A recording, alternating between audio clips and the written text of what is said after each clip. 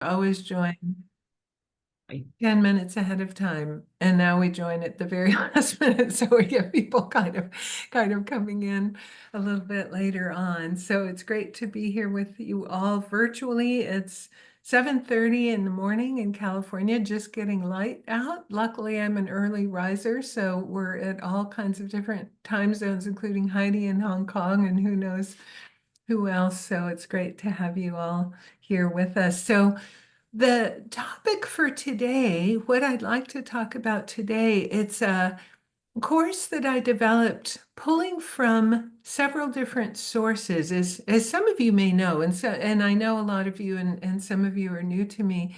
Um, I'm a teacher of both Buddhist meditation and philosophy. Also, I teach the Stanford Compassion Cultivation Training and a modality called Cultivating Emotional Balance.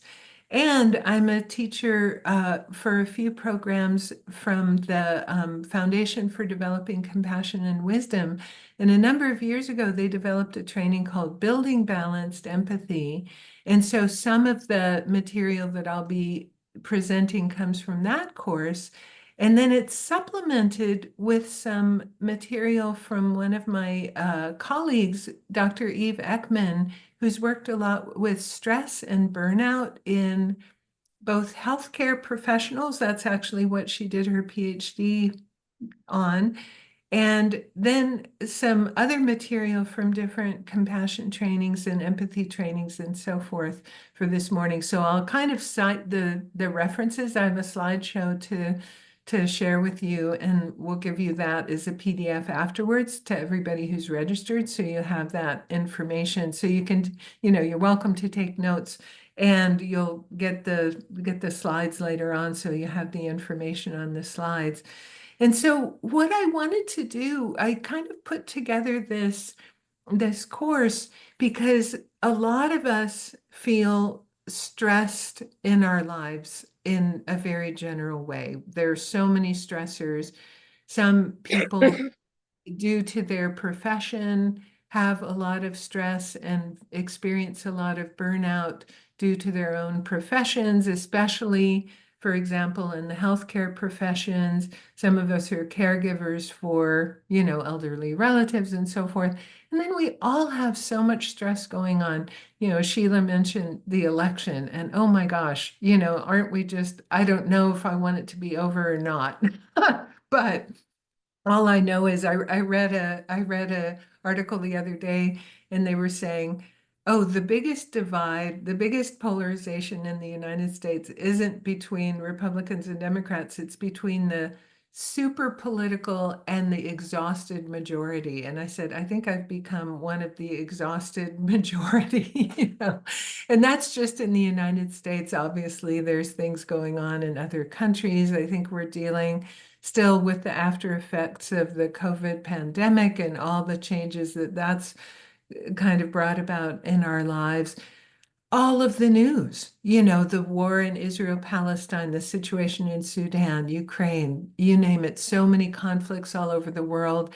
And just being exposed to these images constantly, there's so many stressors in our life. So how do we stay balanced? How do I stay resourced? One of my big, I guess, missions, is one way of saying it, or just, one of my purposes in life, especially relating to the compassion training that I do, is how do we stay present and how do we stay compassionate, even in the face of suffering, right? And we talk about this so much in Buddhism, that compassion arises in relation to and in the presence of suffering. But how can we do that when there's so much suffering around us, both in our personal lives and just in the global and national spheres? How do we stay present and how do we stay open? Because if we can't do that, if we just shut down, if we withdraw, then we're never going to be able to actually, show up with a tender heart and hopefully make the changes that we would like to make in the world. And so today's session is just focused on different ways to do that. First, kind of theoretically, and then we'll really look at examples in our own life and try and see how we can bring some of these principles to bear and some of these strategies to bear in our own lives in order to just stay open and present and compassionate and keep meeting the suffering of the world with an open heart, with a compassionate heart. So that's kind of the background of, what we're hoping to accomplish today. So this session will be interactive. It'll be kind of a workshop style. There'll be a couple of times I'll invite you to do written reflections. So if everyone could just get something to write on and write with, and preferably not your phone. It's just harder if we can be old-fashioned and get like a paper and pen. I know that's very old school, and I'm like showing my boomer age here by saying, great, a notebook, Eleanor. I love it. That's what I'm talking about. We're the same generation, right? So I'm going to invite you to do some written reflections throughout just to apply these ideas and strategies to your own life. And then we'll also have at least one chance to go into breakout rooms to discuss with our classmates a little bit. We're going to go through the different strategies slowly and really try and apply them to our own life and our own experience kind of throughout the training. We've got 2 hours, a little bit less now than 2 hours. I'll also give you a break partway through. So we'll have a combination of me sharing slides and information, us doing reflections, both written and, just sharing both in the chat, writing reflections, and in the big group and in small groups. So that's kind of the idea for today. So let's begin though by just settling in for a few moments as we usually do before our sessions. We try and just kind of settle in and set our motivation. So we'll do that today too. So I'll just invite you just for a few moments to get into a comfortable posture, relaxed, yet alert. So most of us, and sitting in front of our computers, it might be a slightly different sort of setup than it would be if we were doing a formal meditation, but we'll just be sitting for a few moments, but getting yourself as comfortable as possible, just kind of checking into your body, depending on what time of day it is. It might have been the end of a long day for some of us, the beginning of the day. Just checking in and just bringing a quality of alertness, but also relaxation.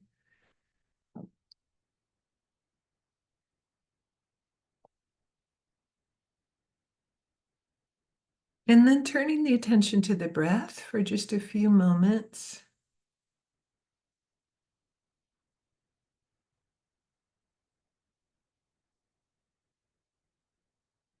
Just as a way to get present in your body, in the space, by focusing on the sensations of the breath in the body, wherever you can feel them the most obviously. It might be in your diaphragm, might be in your chest, your lungs expanding and contracting. It might be in your nostrils. And when you feel a distracting thought, just release the distraction and return to the breath. So if a thought carries you away from the sensations of the breath, just release and return to the breath.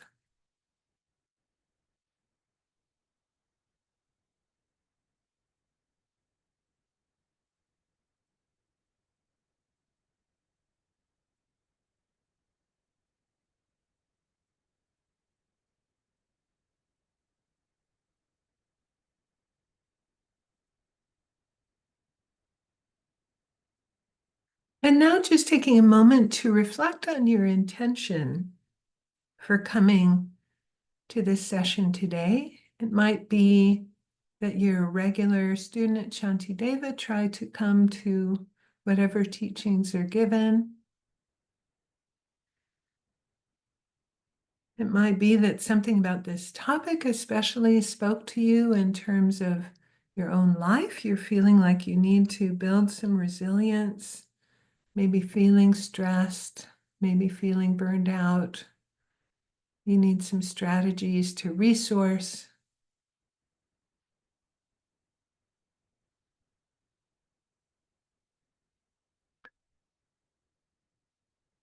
just take a moment to reflect and set your motivation for our time together today. And we usually try to generate an altruistic intention, thinking whatever experience I have today, whatever insights in the discussion or the sharing or the exercises, may it bring benefit to others as well. So benefiting us for sure, that's fine, but also bringing benefit to others as well. So generating that altruistic intention for our time together.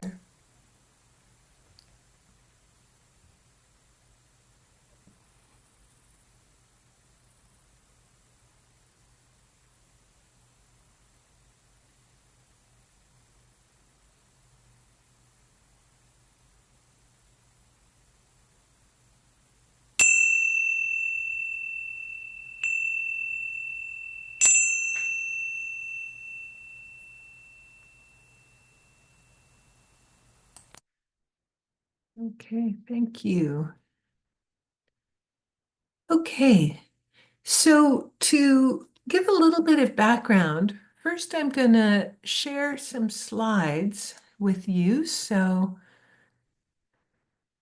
here we go. And again, we'll get these available to you after the session so that you'll have some of this information. And so what we're going to be covering is understanding the contributing factors to burnout and its impact. And so again, whether we're working professionally in any kind of care or just showing up in the world, trying to be open and aware of what's going on around us, right? So both professionally and personally. And we say one of the causes of stress and burnout is something we call empathic distress. So we're going to talk about this terminology. Some people use the word, and there are a lot of articles these days that talk about compassion burnout. And I will posit that there is no such thing, but I'll explain that a little bit more deeply, that what we're really experiencing is empathic distress. And what causes us to feel that kind of distress and emotional overwhelm in the face of suffering? And how do we balance that out?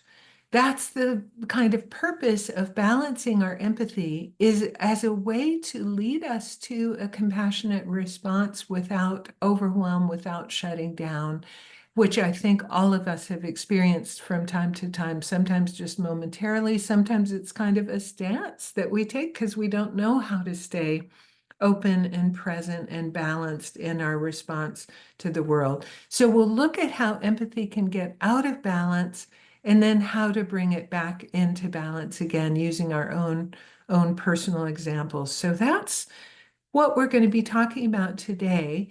And in our discussions, because we will have time for sharing, both in big and small groups from our own experiences, there's times that I'll turn the recording off just for the personal sharing so that it does stay confidential. So for the informational parts, we'll turn the recording on and off. Sheila, we're going to have to kind of pay attention to that a little bit because I'd like to be able to keep the sharing confidential.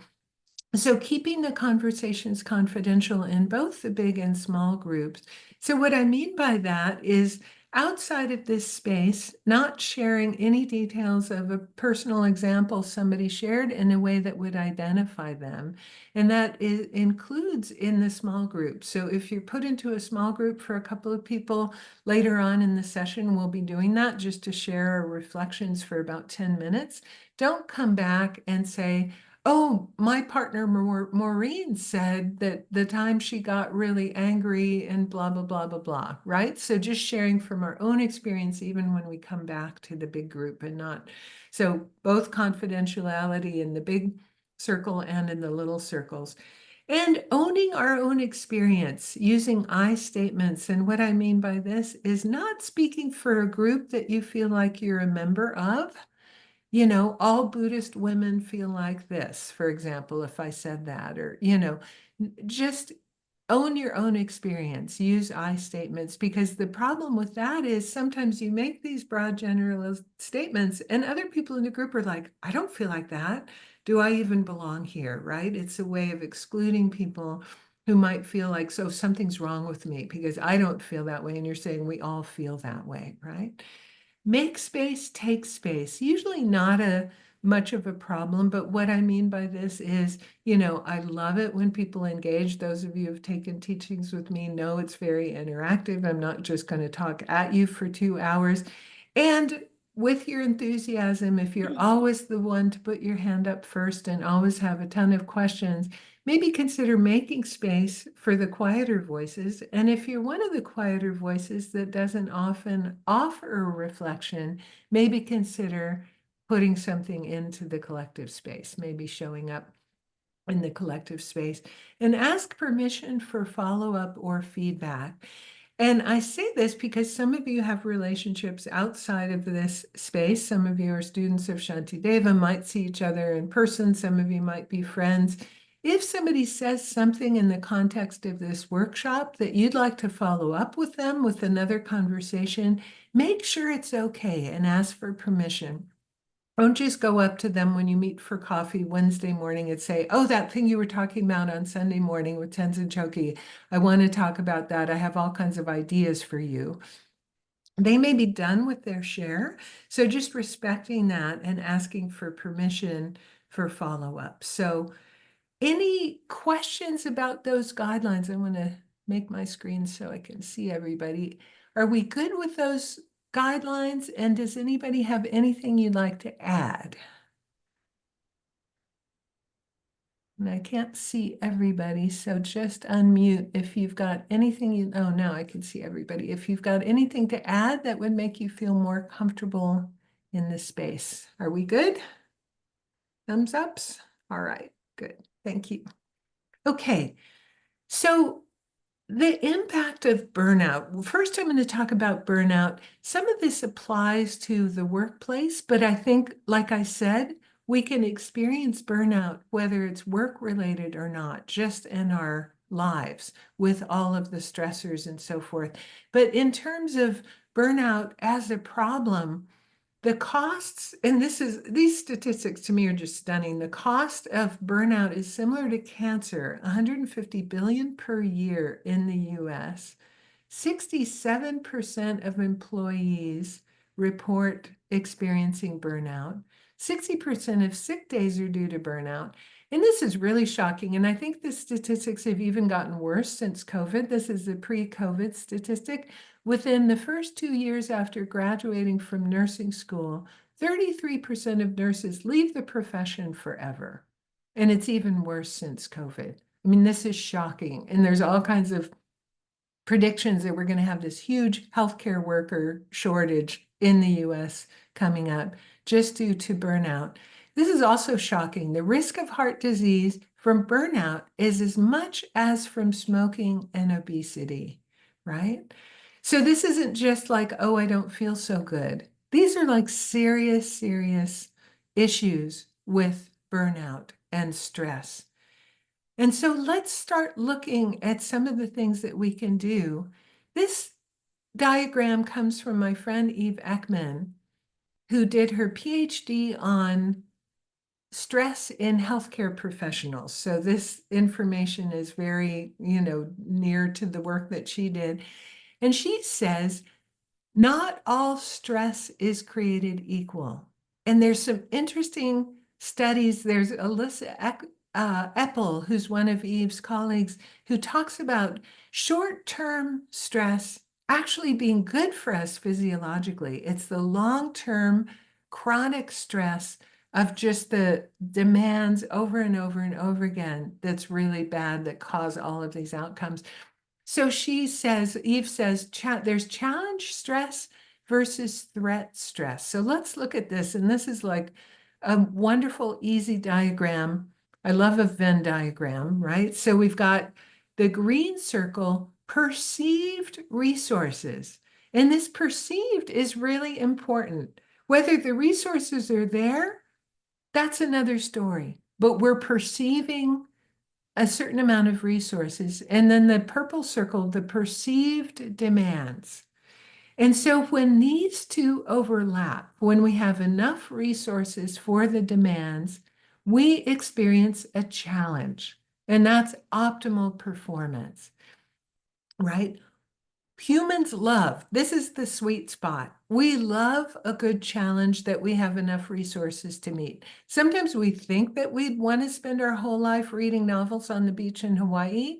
Mostly it's not true, right? People do that and then they retire and then they're like, oh my God, I've lost my sense of meaning altogether. And then they quickly scramble around and volunteer, right? So this idea that we like a challenge that we have the resources to meet.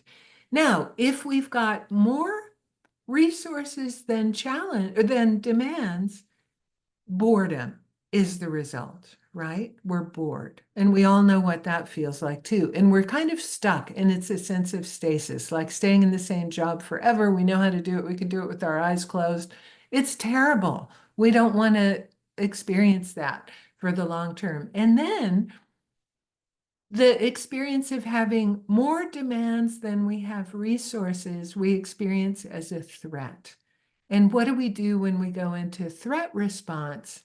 Fight, flight, freeze. That's our physiological, mammalian, hardwired threat response.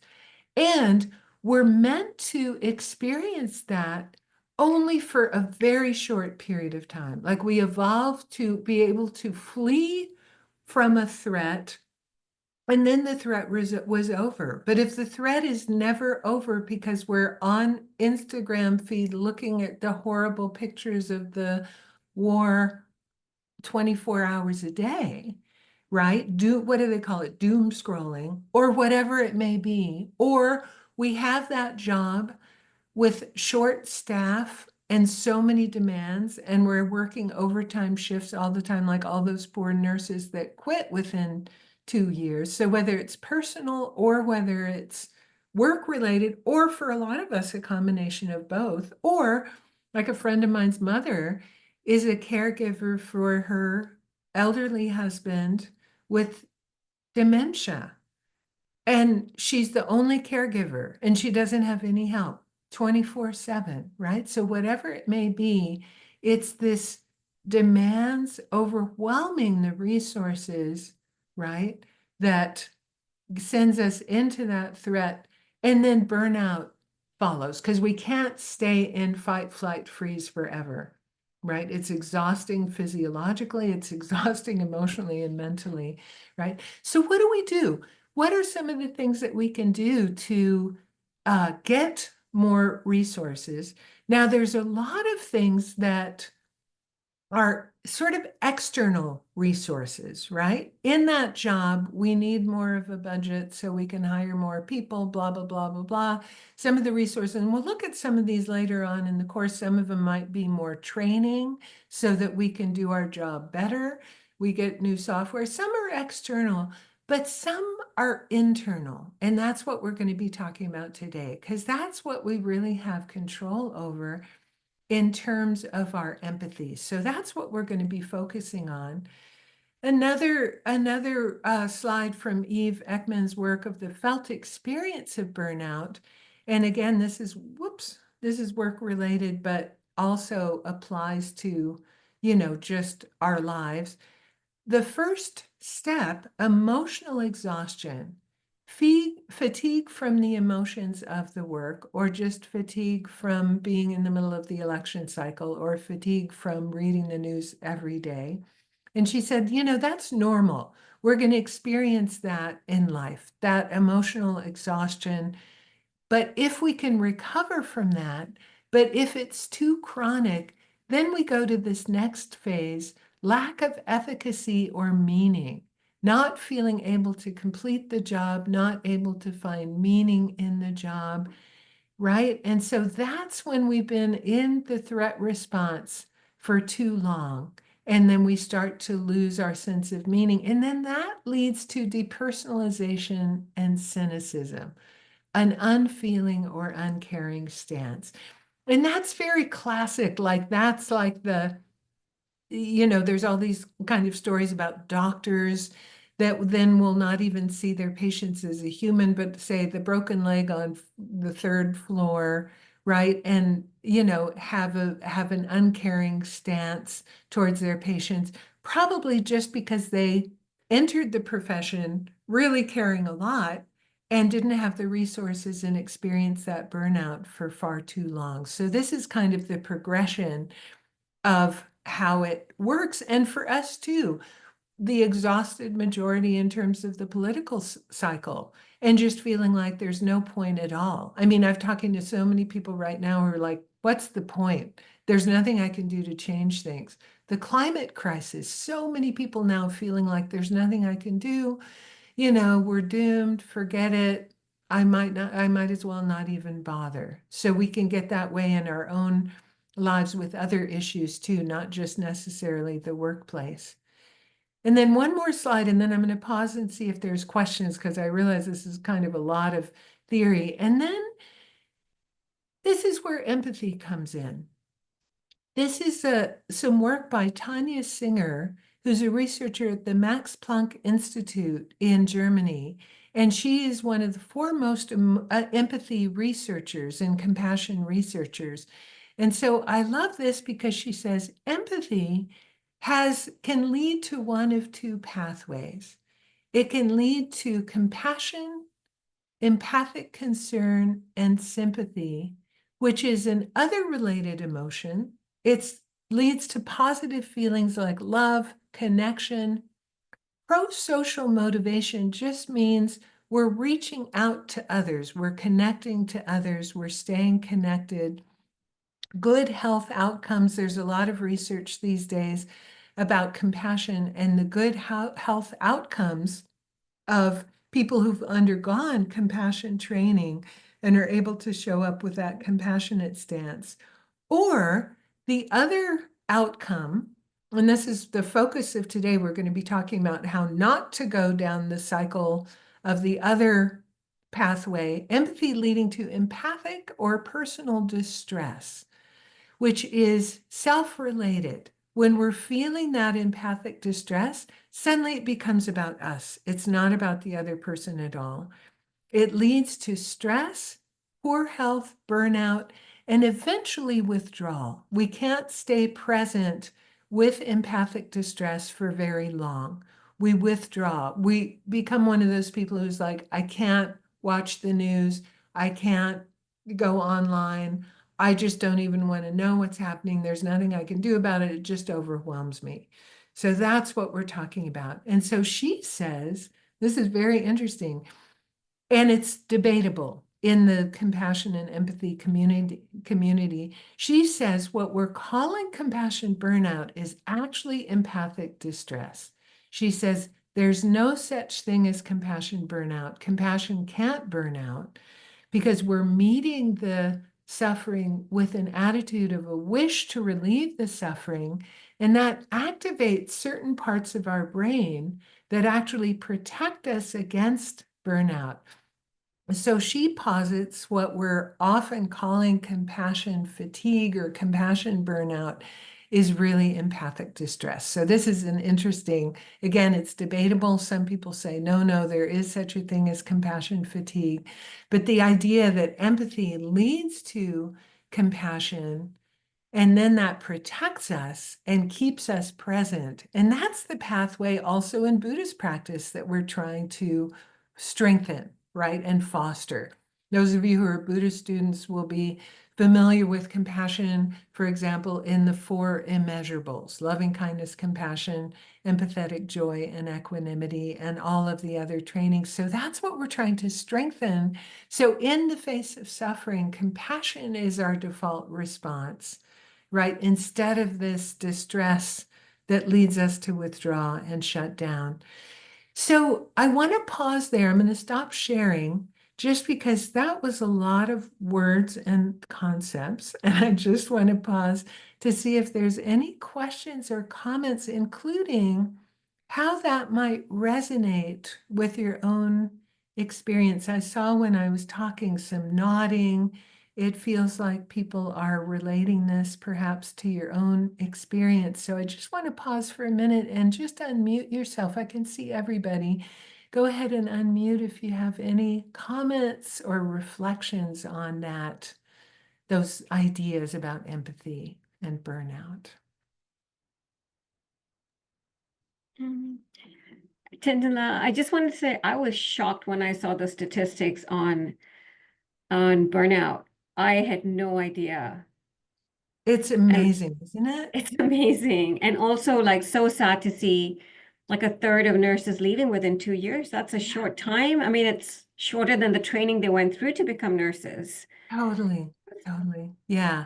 Yeah, I have a really good friend who just turned 70 and she wanted to retire. She's been a nurse in neonatal intensive care for decades, all ready to retire, and then COVID hit, and so many nurses quit. And she can't retire because there's no, like, she can't, like, she wants to, she's exhausted, but she's like, I can't leave now. They're so short-staffed. What about the babies?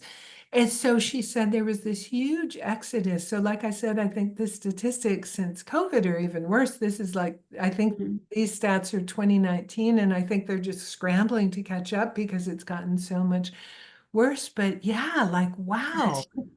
Yeah, and to equate it with like cancer, I was like, wow. And I actually have a very good, like my niece in med school, and I thought, oh, I want to share the slide with her because I don't want her to Yeah, end up, in exactly. that state. So like, learn the tools now to protect Yeah. herself. That's right. And then the health outcomes equivalent to smoking and obesity, like they say, equivalent to smoking like 5 packs of cigarettes a day or so. I mean, crazy health outcomes. And we don't think that. We think, oh, I'm a little stressed.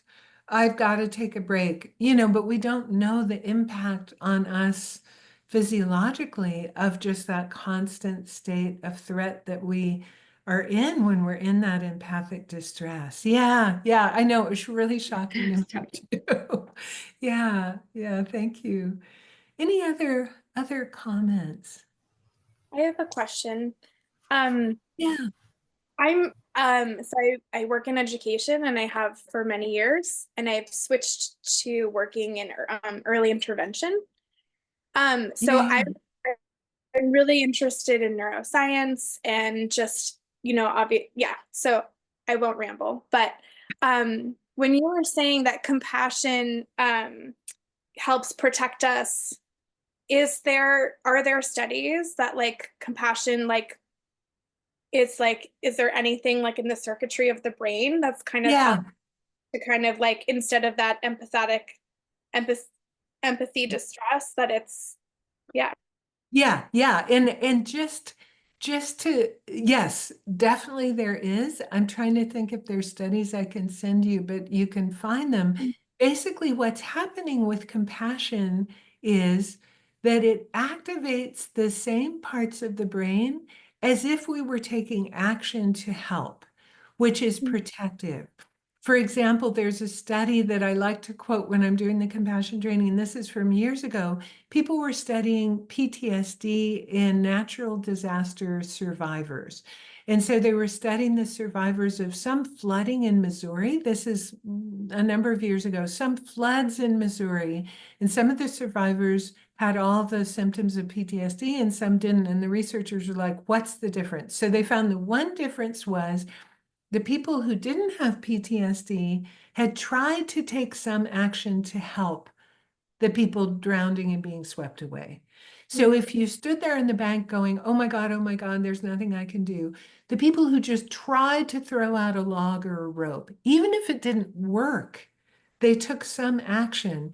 And so it's said that in the brain, when we even wish to respond to suffering with compassion, it helps to activate those parts of our brain as if we were throwing the rope into the river to save the drowning person, which to me is just amazing. So, in our meditation, right, in our compassion meditation, we're activating those protective parts of the brain that protect us from the distress. Even imagining helping Mhm. activates So isn't that the coolest thing? But if we're like, oh, here's the suffering. Oh my God, there's nothing I can do. But we imagine, even imagine. And so you might be familiar with the Buddhist practice, for example, Tonglen, giving and taking, like where we imagine taking the suffering, imagine giving the help.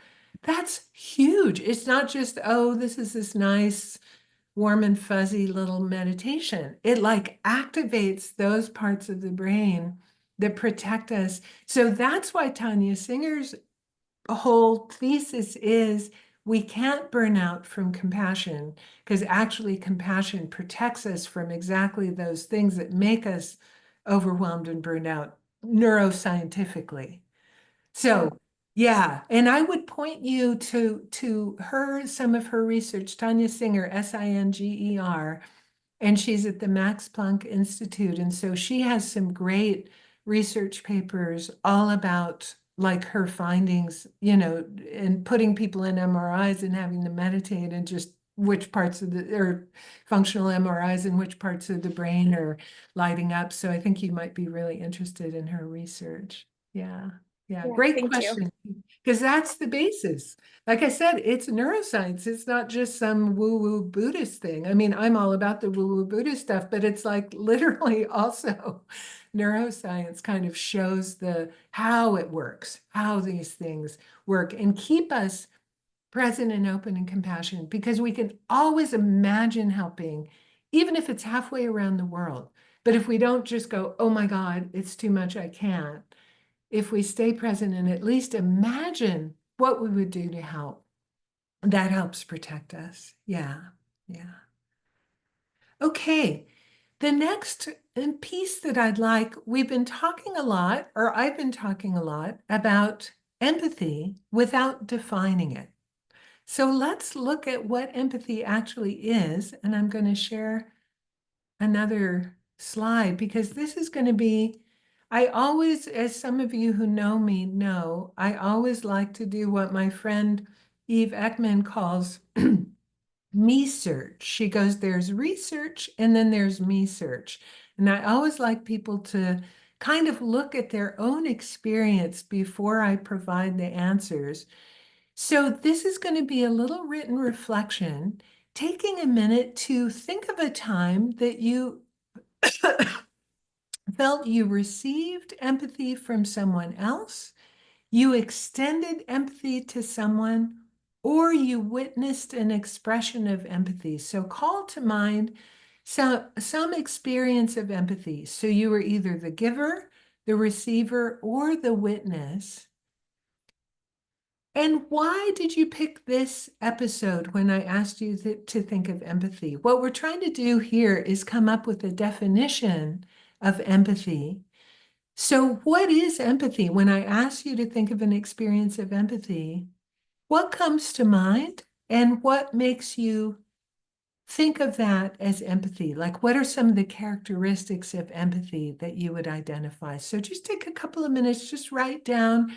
You don't have to write every detail of the situation, but you might want to just take a moment to bring it all to mind and remember how it felt if you were either the giver or the receiver, imagining how it felt to either give or receive or witness empathy. And then what was it about that experience that made you identify that as empathy?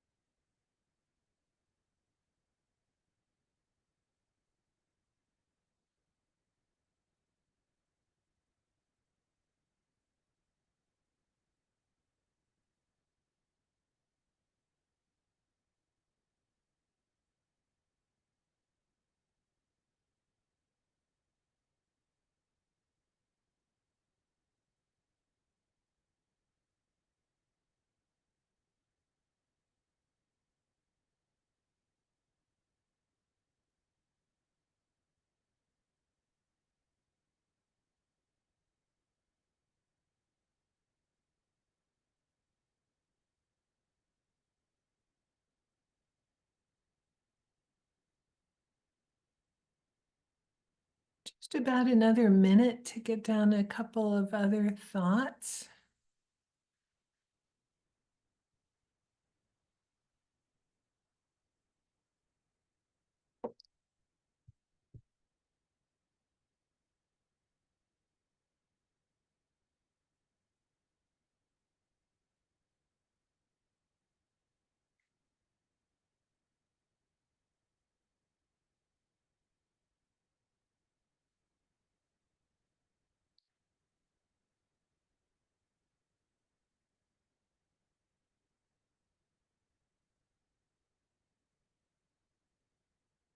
And we're going to take, just so you know, we're going to take just a quick stretch and bio break in about 15 minutes or so, just because sitting for 2 hours in front of the computer is hard.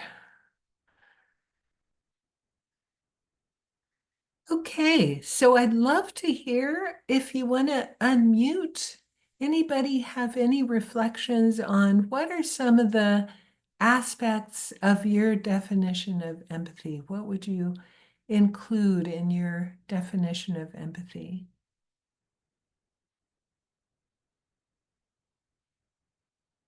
Anybody have any ideas you want to share?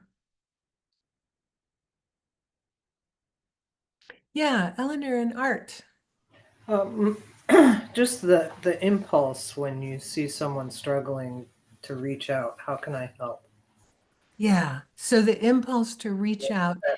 The impulse is not. It's not the actual reaching out. It's the feeling of, oh, help's needed here. Yeah, yeah. Is that because you understand or you resonate with what that person's experiencing? Like, what gives rise to that impulse, do you think? Like, why do we have that when we see another? Why do we have that impulse to? It's empathy. I think it's a. I don't know why we have it. Yeah, yeah, but we have that impulse. Right, right. That natural connection we feel to the suffering of others. Yeah, yeah. Anybody else? Other thoughts?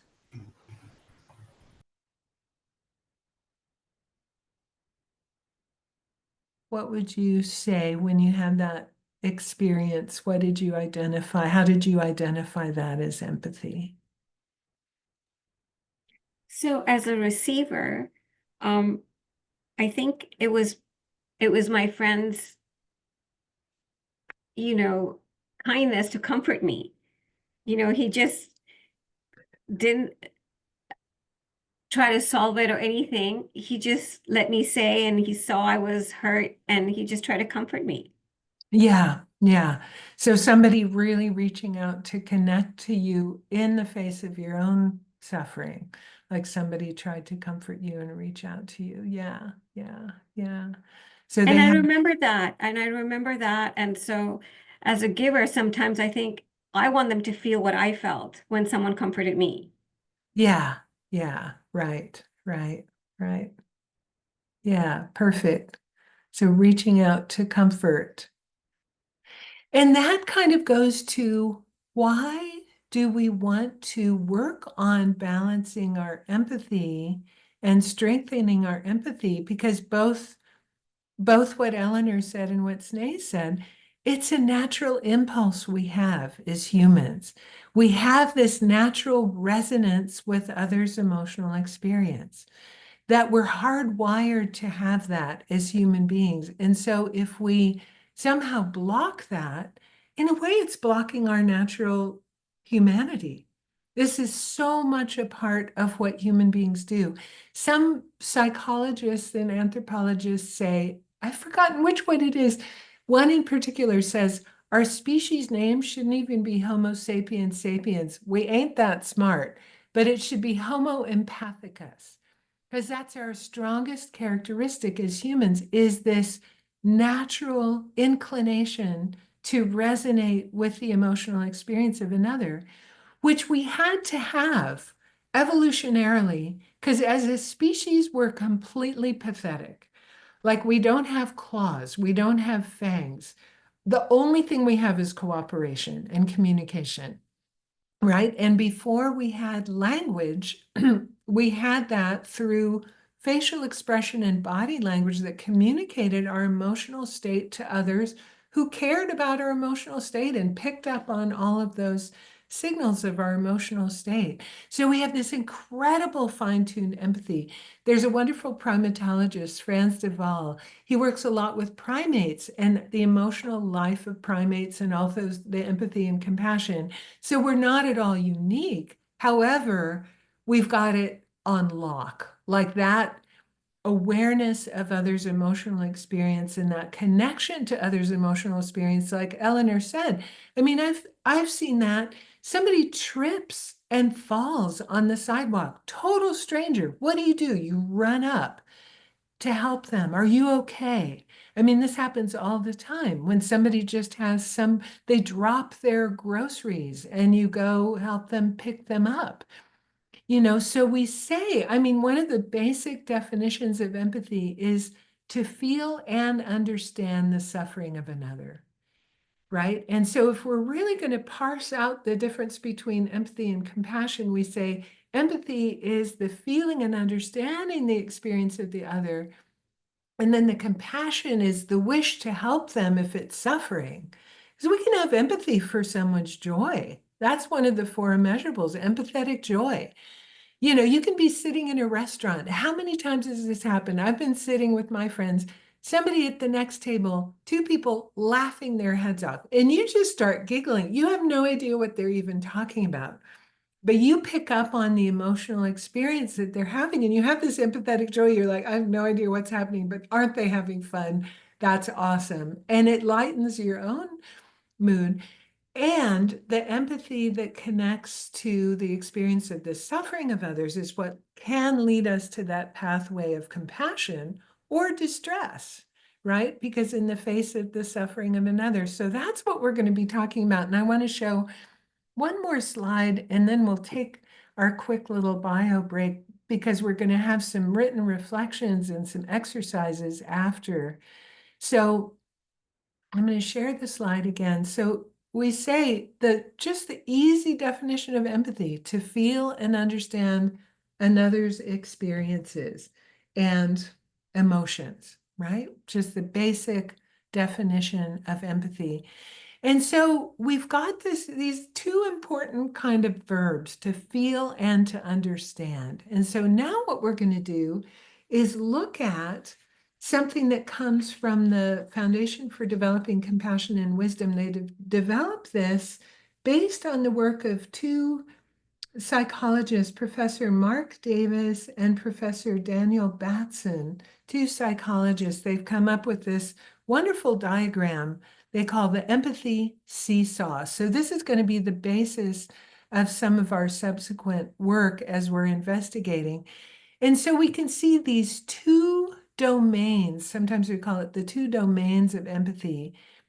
One is the feeling piece, which is over on the left, the blue, the affective empathy, and then the understanding piece on the right, the cognitive empathy. So these are two different aspects of empathy, right?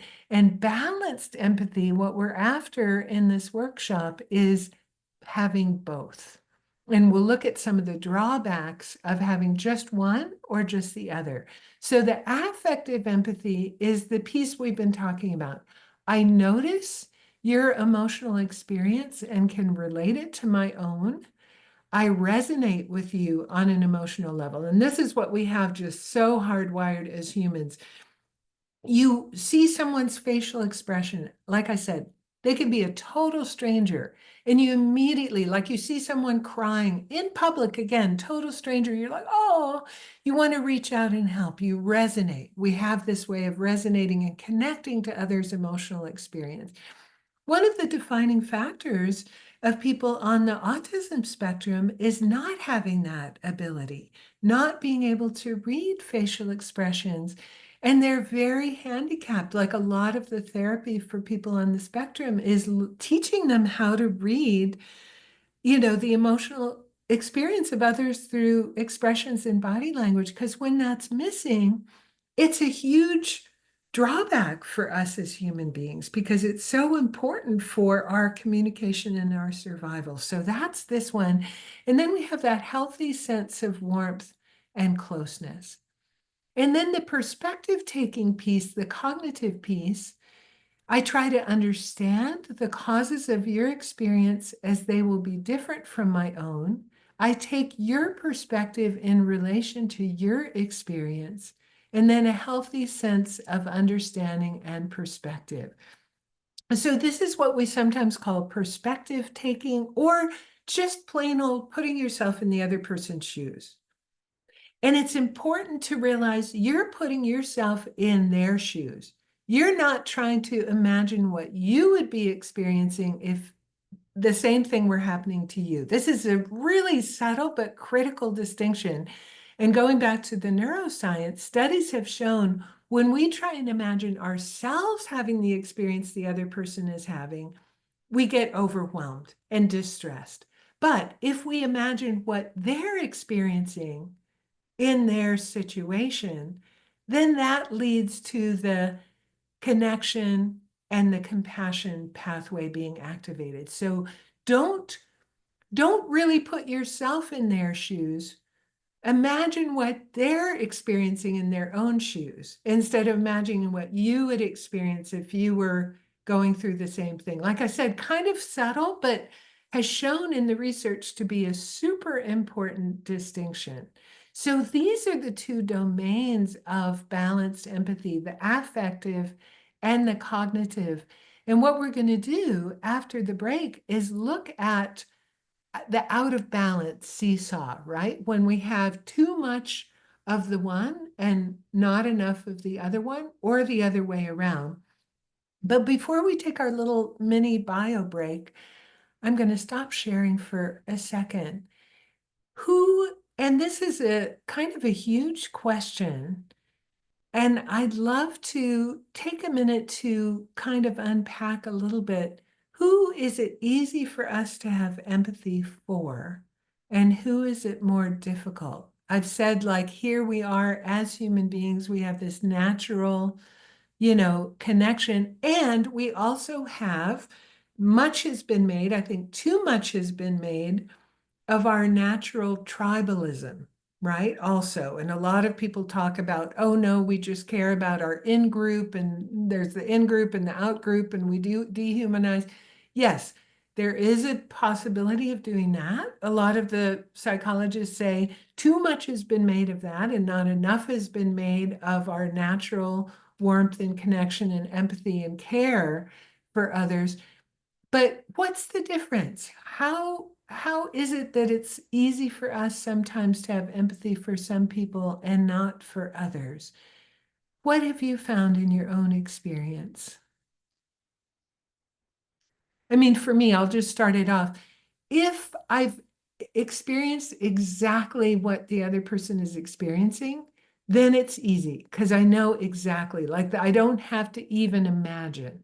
I know what they're feeling. And I find for me, then it can be easier than if they're going through something I've never gone through. It's a bit more of a stretch for me, the perspective taking, because I need to use my imagination more. That's one thing. Any other ideas?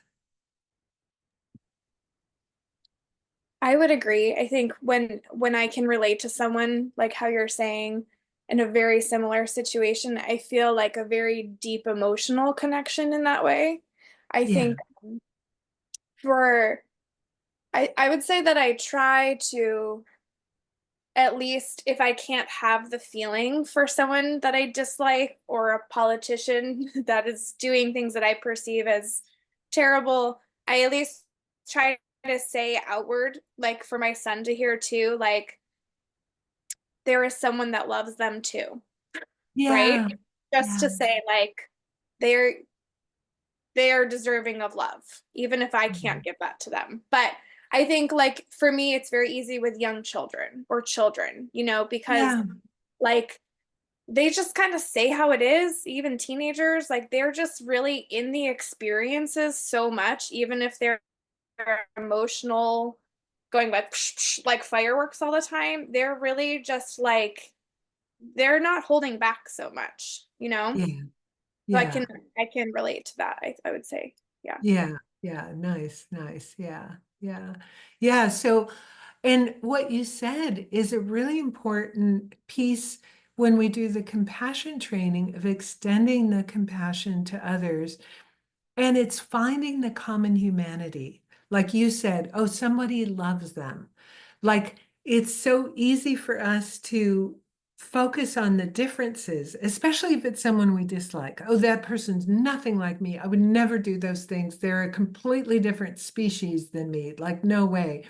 And one of the things that connects, if we're willing to do it, is to go, they have a favorite vegetable. And a lot of the bridging work of bridging differences between groups that seem polarized, they say, look for something that has nothing to do with the person's political stance or religion or, views about the war or whatever. Imagine, I wonder what their favorite vegetable. I wonder if they like broccoli. And then that humanizes the person. I mean, it seems dumb, but anything that we'll see, oh, that person's a human being just like me. As that's the commonality we're trying to foster in the compassion training and all these trainings is not to exaggerate the differences. Yes, we are different. Yes, we do have identities that might seem like this is my people and this is my identity and somebody's other. But for all humans, and then beyond that, sentient beings, but just even talking about the human realm at this point, seeing how everyone wants love, wants to receive love, wants to give it. Maybe the people so traumatized they aren't able to do that.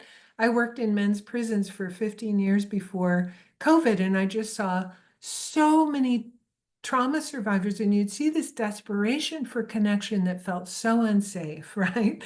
But I could see the wish for connection underlying it and the same feelings and needs that all human beings have. So focusing on those pieces, right? Rather than if we want to do this work, and it's brave work, because sometimes it's safer to just stay with the people that think the same as you. But then we just stay in our little echo chambers and nothing happens and nothing moves and we get more stagnant and isolated. So I'm like, this applies to kind of everything in life. So it's so important, but connecting to that common humanity. All humans are the same in terms of their feelings and needs. Eleanor, did you have something? It looked like you were ready to say something. Just an example of I'm kind of a fearful passenger, even with people that I know and love, but I try and remind myself they don't want to have an accident. Even Yeah, if that's they're driving right. just like when I'm driving, they don't want to have an accident. That's right. That's right. And like when we looked at that chart of Tanya Singer and how self-related it is and how other related, when we're in threat, it's all about us, right? And if we can expand like you did, I mean, what a perfect example, expand out of it's all about me and oh my God, what's going to happen to, oh, it's not all about me. This person has a feeling too. They care about safety too. That we share, that we have in common. And then that gets you out of threat mode, and then you can relax a little bit. So anything that connects us, gets us out of that threat mode is basically what it is, because that's a very self-focused stance, which thank goodness our ancestors had that. They wouldn't have survived to be our ancestors if they didn't, weren't on the lookout for threats. And we can get too stuck there. Yeah, awesome example. Yeah. Any other comments about when is it hard to connect and how is it hard to have empathy and what can we do to bridge a little bit? The other ideas. So Um, let's take, oh can I, yeah, yeah, so go ahead. I would love your advice, Tenzin, because I think for I think it's when I find behavior to be so bad. Yeah. And most of the time I can understand and follow, but recently in the New York Times there was a story about this French lady, who, Oh, I know so that. I don't, so in that I Oh, just can't wrap my head around that. yeah, There's yeah, so most of the time, I can understand the Yeah. causes that led someone to behave in a certain way. And, but here I just, I Yeah. cringe. I can't even like look at it. Yeah. And I think and 100%, like sometimes it's just so far outside the realm of anything you can relate to. And to me, in those moments, I go, and I think it actually has been my work with like people who survived like serious trauma, like my incarcerated students, and going, there's some need that they're trying to meet through this behavior that to me seems so dysfunctional. I can't even see how it's going to meet that need. But this person has experienced so much trauma and they're so damaged that this is the way they think they're going to get their need met. Like, I can't relate to how that logic works. And I know that much is true. Like, we don't do anything unless we think it's going to meet a need, no matter how. And how many of us have done stuff dysfunctional, not to that extent, but how many of us have hurt other people just trying to get our needs met? So I extend the logic even when I can't relate to it, but I Yeah. know that that much is true, that nobody does anything unless they're getting a need met. It may not even be working for them because they may be so damaged from trauma that there's no way, but somehow in their mind, they're thinking it's going to work. And that I know is true, right? And so Yeah. it's hard and I may not feel a lot, but at least I can go, okay, that's a human being and how terrible. And like I say, I think it's because of my prison work, because like at one point I worked with a group of sex offenders exclusively because they were in special protective custody, and sometimes they would feel the need to confess, and you just hear some really gnarly stories. And that had been somebody that I'd maybe known for 10 years, who I'd seen as just this incredible student who's working so hard on developing their compassion. And then I'd hear about something that had happened 20 years ago, and I'd just be like, oh, oh, and just trying to hold, yeah, both are true. Like this gnarly thing that you did, and it doesn't erase the fact that for 10 years you've been showing up and transforming your mind, right?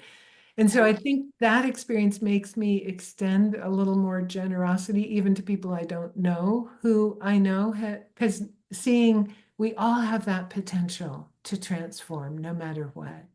And that common humanity, which in Buddhism we call our Buddha nature, like our potential to actually become extraordinary, is always there, right? And yeah, whew, sometimes it's hard because you hear the gnarly stories like this one in France, and but the willingness, and I think that's why, like, the courage to do this work, like to be a compassionate warrior, takes so much bravery, because it's easier to turn away and go, that's disgusting.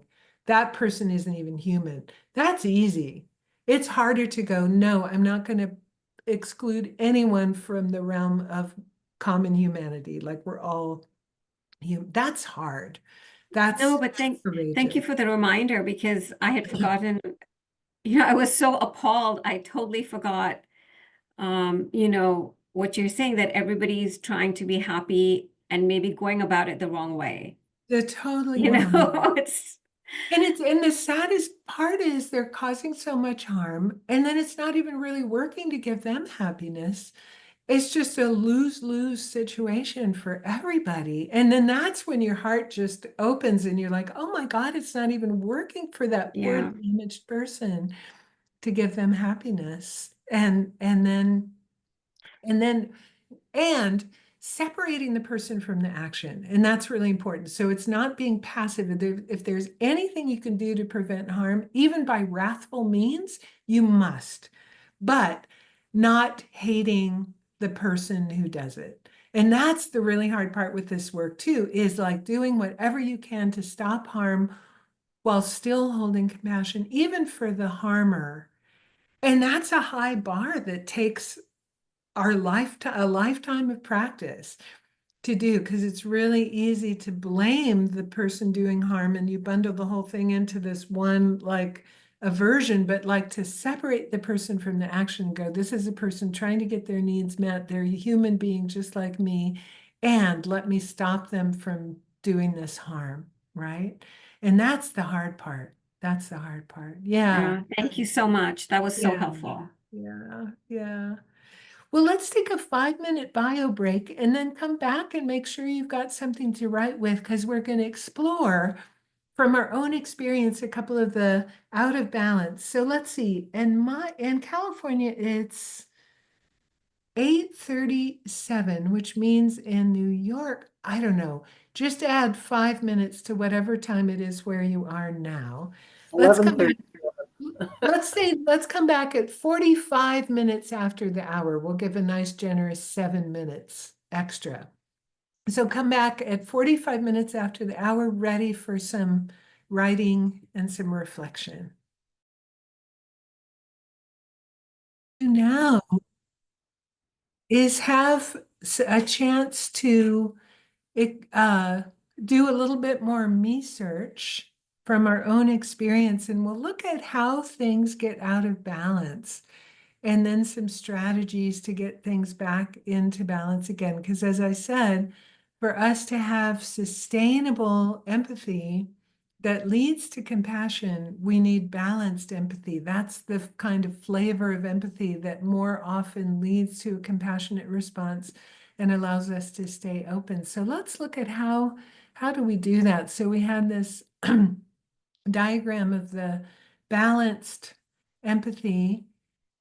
And so what are some of the ways it can get out of balance? And one of the common ways, and we've kind of already been talking about this a little bit, is the emotional overwhelm, over arousal, emotional flooding. This is the empathic distress kind of flavor, self-related concern, emotional distress, perhaps followed by withdrawal or burnout. And so the emotional overwhelm, you can see out of balance. I take on your emotions. I lose the perspective of your situation is different from my own. To make my distress go away, I try to avoid you or try to fix your situation. And so this we often can feel in the face of suffering, right? We've got that connection, we got that emotional connection to another, sometimes a little bit too much without balance. And an example I always think of is this friend of mine who passed away about 10 years ago from breast cancer. And she had had cancer and had surgery and then been in remission for a while. And then she had a recurrence. And she had set up one of these. Oh, no, we hadn't set it up yet.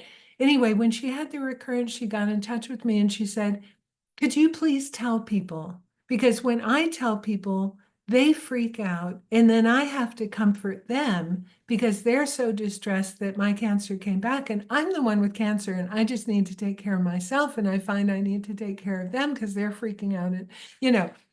And I said, understood. And I set up one of those websites like Caring Bridge or something. And I posted the updates. And then I was like, don't get in touch with her. She'll get in touch with you, please. Because she found like she had to comfort people about what was going on for her because they were completely overwhelmed with distress hearing about her cancer recurrence. So that can often be the case, right? Sometimes people don't even want to tell those close to them what's going on for them because they know it'll be so upsetting for them. So they keep it to themselves, right? For fear of having this kind of a reaction. And we've probably all had an experience like this. What I'd like you to do now is just take a few minutes for a written reflection, an example from your own work or your personal life where you might have felt this way, that you might have felt this over arousal and emotional flooding, emotional distress, maybe followed by withdrawal or burnout. So come up with an example, just write a little bit about the details, whatever's, important. What did you feel? What did you think or appraise? So this means kind of what story did you make up about what was going on? What was going on for you conceptually? What did you do? what are some of the factors that might have caused you to feel that way? And what might you have done to get back into balance in this situation? So we'll just take about like 4 or 5 minutes to reflect. If you can think of an example, if you've never felt emotional overwhelm, over arousal, and flooding, congratulations. I don't know how you missed out, but think of an example from your own experience. We'll be sharing in small groups later. You don't have to share the details of the experience, even in your small group. You can just share things about how you felt and how you would have gotten back into balance without any of the details. So whatever you write here now is just going to be for you. So taking just a few minutes.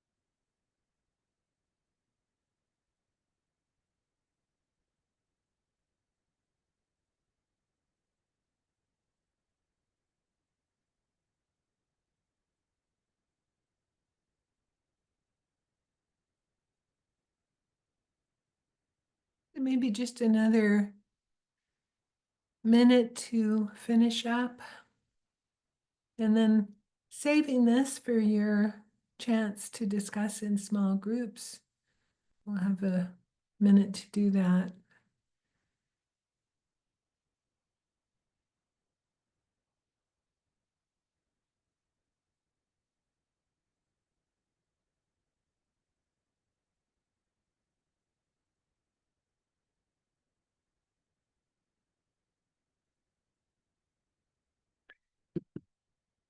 And so here's a suggestion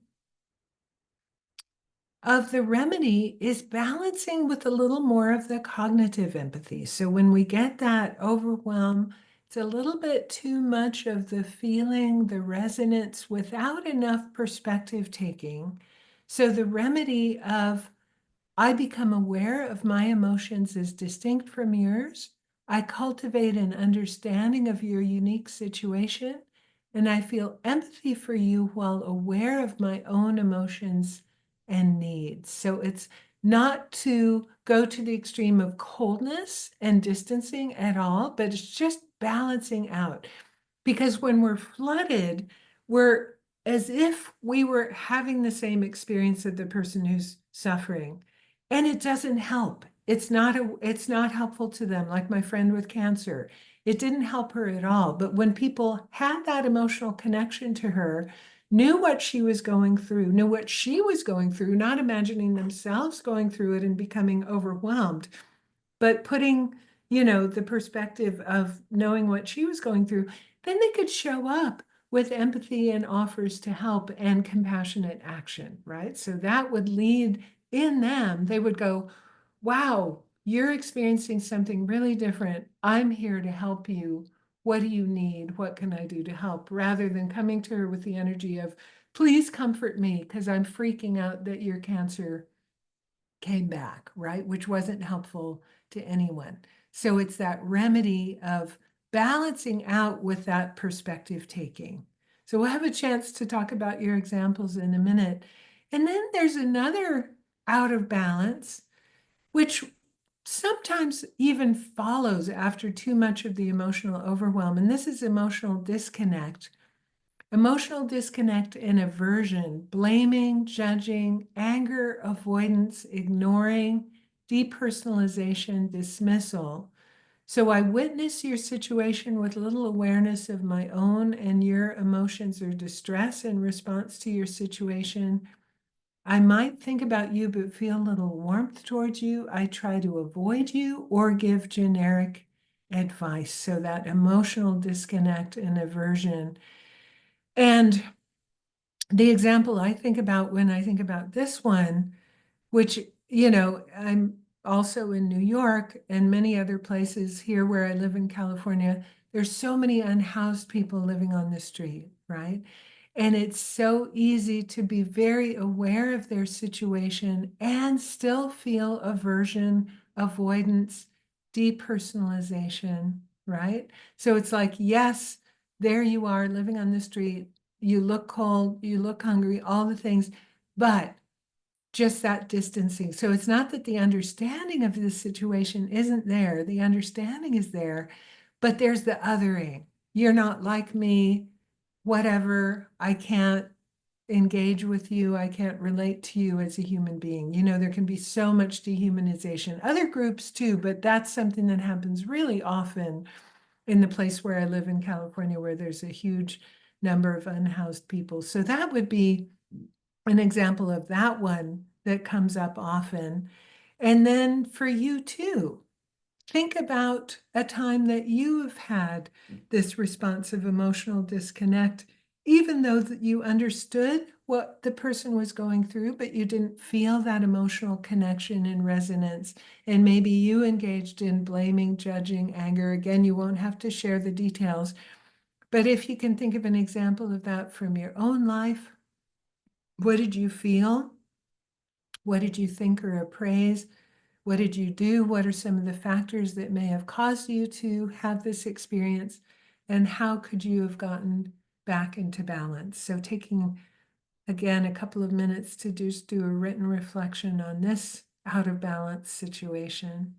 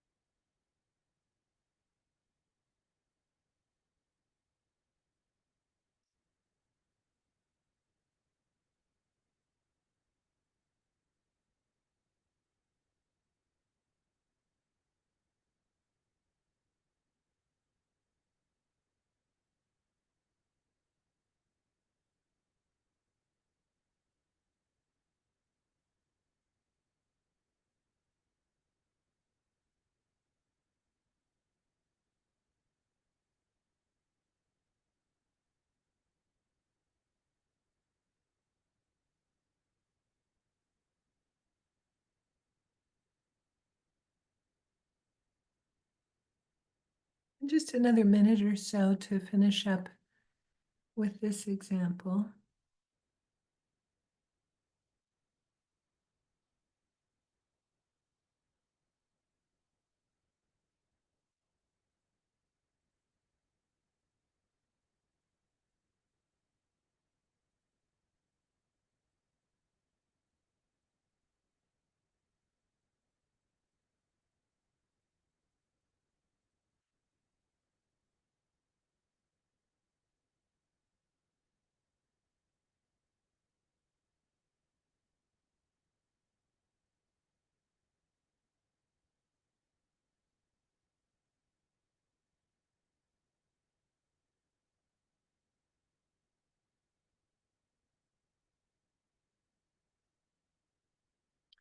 And then for this one, the remedy of this emotional disconnect is to get a little bit more of the affective empathy. I become aware of your emotions. I reflect on and feel my own emotions and needs. I become aware of you experiencing vulnerability and curiosity about the unique perspective of the other person. So, feeling that connection, that curiosity, the attunement to that vulnerability as a way of emotionally connecting.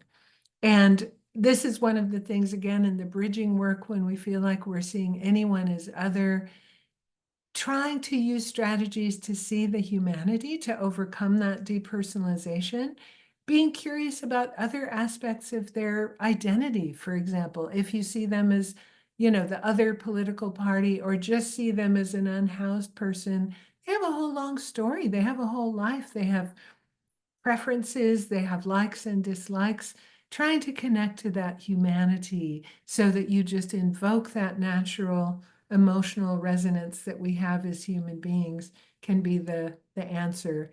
And then the last, going back to our balanced empathy, that we're balancing both the affective empathy, that emotional resonance piece, and the perspective taking.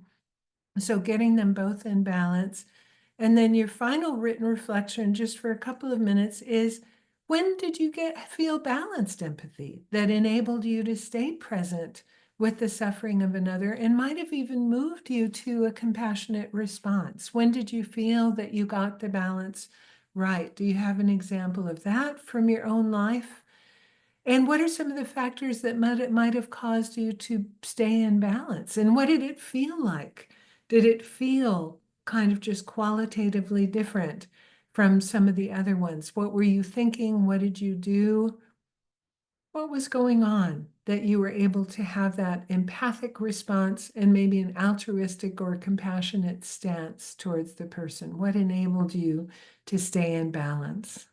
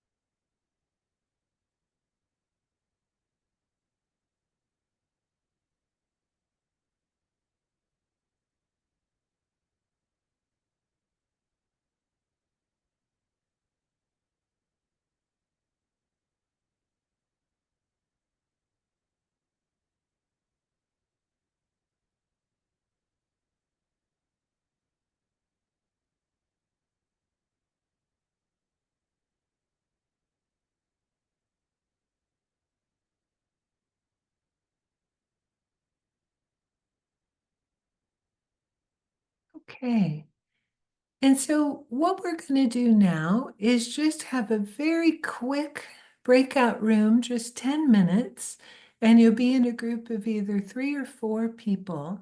And what I'd like you to discuss, it's not enough time for everybody to discuss all the details of your 3 examples, but what I'd love for you to discuss and spend most of the time on is what are some of the strategies that would get you back into balance? Like the things you noticed about what made you get out of balance and how might you have gotten back into balance? Like maybe there's a common theme of, oh, I always get overwhelmed when it's somebody who's a family member. With my friends, I'm able to stay more balanced, or whatever it is, whatever you noticed about what causes you to get out of balance, and especially talking about strategies to get back in balance, or what could have done. Maybe you didn't in the moment get back into balance, but maybe now with the insights of the seesaw, you'd say, oh yeah, if I had done that, that would have gotten me back into balance. So just 10 minutes for the breakout rooms. And then we'll have a chance when you come back. We'll have about 15 minutes left to just discuss whatever came up for you and summarize some of the strategies and just some of the things to keep mindful of going forward. So I've got the room set up. I'll send you a reminder 5 minutes in, halfway through, so you make sure that everybody has kind of an equal time to talk, and I'll see you back here in 10 minutes.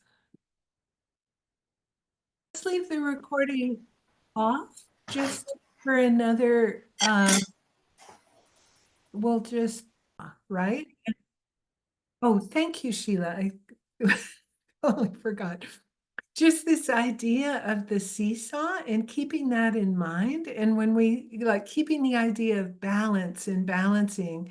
So then for the overwhelm, becoming aware of our experience, our situation, our emotions as distinct from the other person. We are not having the same experience. And one of the metaphors that I've heard that comes from a Buddhist teaching is, you can't, to save someone who's drowning, don't jump in the rushing river along with them. Hold out the stick or the rope, right? You need to be on solid ground in order to really help someone else. So being flooded and meeting them at their emotional level is not a good strategy. And so for that, adding more of the perspective taking.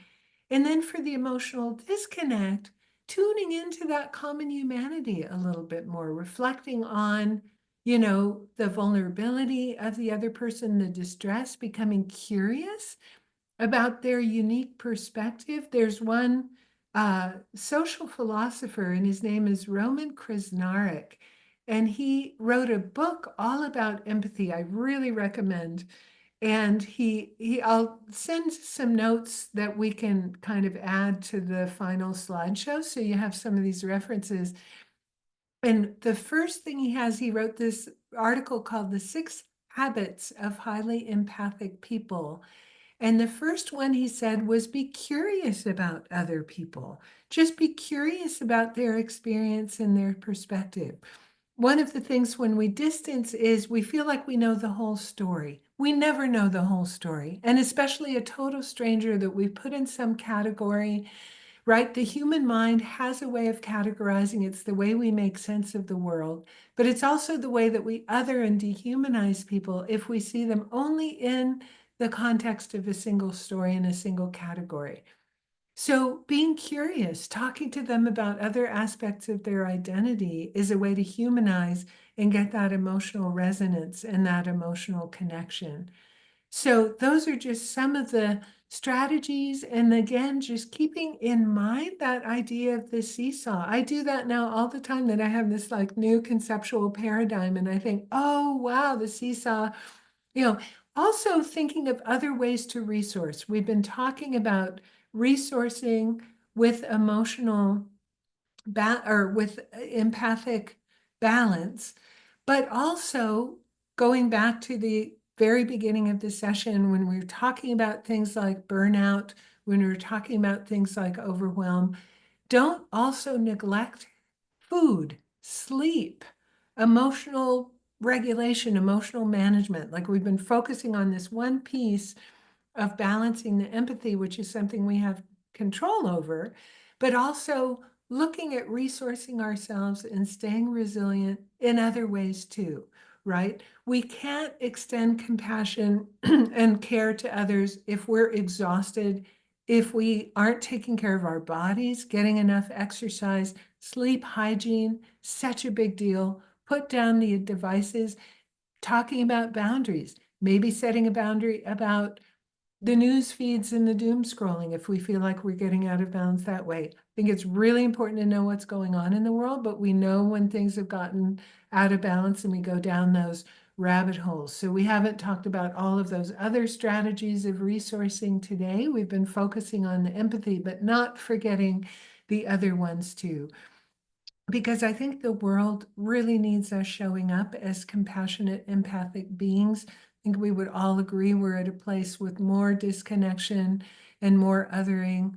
I don't know about maybe ever, but it certainly feels like it's at quite extreme level right now. So if we can show up with that balanced empathy that leads to that compassionate presence and that compassionate stance in the world, that's my intention for all of us here, and I think spreading the learnings to others when we feel they need it.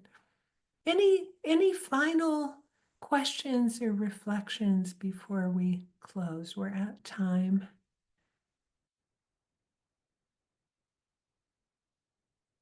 Or maybe I can just share something that will Yeah.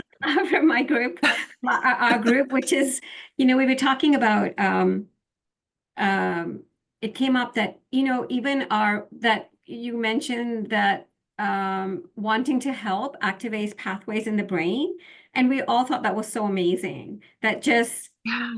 all the Tonglen, the meta words that Eleanor was sharing, like all of that is amazing. Isn't that amazing? I mean, that was one of the most beautiful and mind-blowing things that I found when I started studying this, which proves what the Buddha taught 2,500 years ago, and the Tonglen practice that's so cherished in the Tibetan tradition. Like, that's why, because literally, I can't do anything about Gaza except send money right now. But I need to stay present with those, experience. And Tonglen is a way I can do that. And I also feel like what we do to create, I mean, I always joke and say, I'm from Santa Cruz, so I'm allowed to talk about vibes. I also think we do create this compassionate energy in the world that even with our wishes and our thoughts and our energy and our attention, I think it really does make a difference. We have to do every level of difference making. But yeah, to me, that was just so kind of validating of my whole spiritual path that the neuroscientist like figured that part out, because it really does validate all that we're doing with our own practice. So when you hear about some horrific thing, take it into your practice, into your loving kindness, your compassion. If you know Tonglen, just take it into your practice. And then that's the way to stay balanced and present and activate. Because then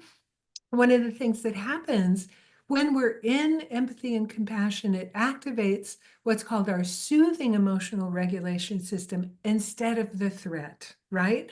And then that's, the chemicals, the neurochemicals, the neurotransmitters associated with soothing, even when it's in the face of suffering. And compassion is a funny state like that, like it arises in response to suffering, but it sends us to a soothing state instead of a threatened state, because it activates all of that physiology for us. So it's very protective in that way against overwhelm. So yeah, if that's the one takeaway, is like, go to compassion and that will protect you. That's good enough. Yeah. Thank you. Yeah. And thank you all for joining me on this Sunday morning in California, midday in New York, late in the evening in Hong Kong. Thank you so much. It was great to be with all of you, and may the merit of us spending these 2 hours focusing on empathy and compassion bring all beings to freedom from suffering and create a peaceful world for all of us. So thank you so much, and hope to see you again soon. Thank you, Tenzin. Thank you, everybody, for coming. And yes, Tenzin, please come back and do another session for us. It was so helpful. So helpful. Please come back in person. Please come to New York in person. Wouldn't that be fun? I haven't been in New York in a million years. Yeah, 2025. Okay, Let's York make it happen. 2025. Let's do Let's it. make it happen. All right. Okay. Thank you so much. Thank you, Sheila. all. Thank you, everybody. all. Bye-bye. Stay safe. And I'll send follow-up resources, the PDF of the slides and a couple of links to some other things I've mentioned. So you have some resources that will be sent out. So Thank you. thank you. Thank you. Bye-bye. Bye-bye. Take care. Thank